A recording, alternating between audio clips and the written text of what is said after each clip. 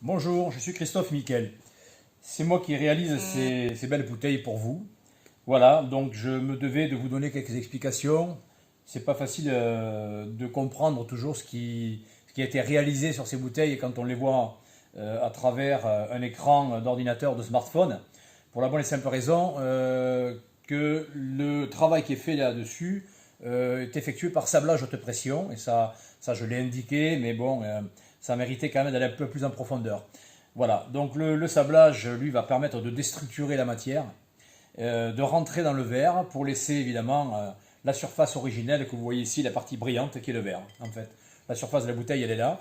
Contrairement à ce que certaines personnes peuvent croire, parce qu'on m'a posé la question, est-ce que je colle des émaux ou est-ce que ce sont des miroirs qui sont rajoutés? Non, ce n'est pas le cas, c'est la surface de la bouteille. Et là, on est au cœur de la matière. Voilà, donc c'est du sablage haute pression. Il faut trouver ce juste équilibre entre les bonnes pressions pour ne pas casser les verres, pour ne pas la briser, que la bouteille soit suffisamment résistante après avoir évidemment creusé toute la partie que vous voyez ici finalement qui est en blanc. Voilà, donc c'est assez laborieux. Chaque bouteille est unique dans le sens où elle n'est pas creusée de la même manière. Il y a des endroits qui sont plus profonds que d'autres. Ça varie selon les modèles. Donc là, nous avons la collection Gloss, en blanc, en noir, où effectivement on a un effet miroir quand même qui est assez percutant sur le noir. Voilà, on a la collection brute de verre. Alors là, c'est un côté un petit peu plus vaporeux, qui est un peu plus naturel.